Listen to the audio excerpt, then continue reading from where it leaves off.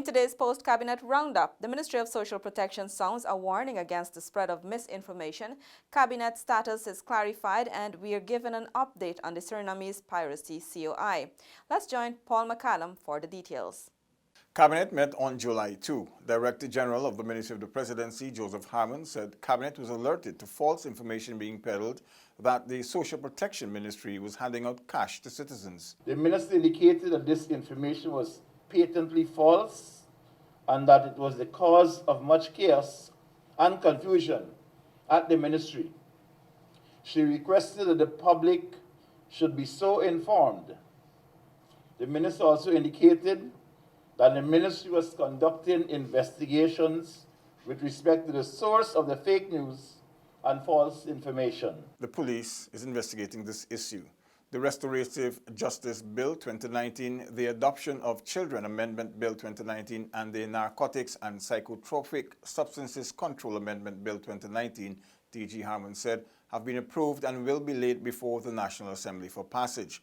The latter bill is the government's first step, he says, towards decriminalizing marijuana usage. I believe that it is something which our judiciary can in fact take notice of. We're not saying that they have to do it, but we're saying that they can take notice of it. And so in the guidelines which they use for sentencing, that this can be taken into consideration, and the fact that this is the way the law is moving. DG Harmon also clarified the status of Cabinet and its functionality. This follows the ruling by the Caribbean Court of Justice. Article 106, 107 speaks to the President and the government remaining in office. And so this question of clarification, whether the Cabinet meets or not, is in fact one of the submissions that's made to the CCJ for them to give clarity to it. So we will await the clarification of the CCJ on that matter. DG Harmon explained that the 2-month-long Suriname Piracy Attack Commission of Inquiry will shed light on several key issues. It will entail conducting extensive interviews and traveling to Suriname to gather evidence by Commissioner Dr. Rishi Sri Thakur. He will determine whether, in fact, what other evidence is needed for him to arrive at his findings.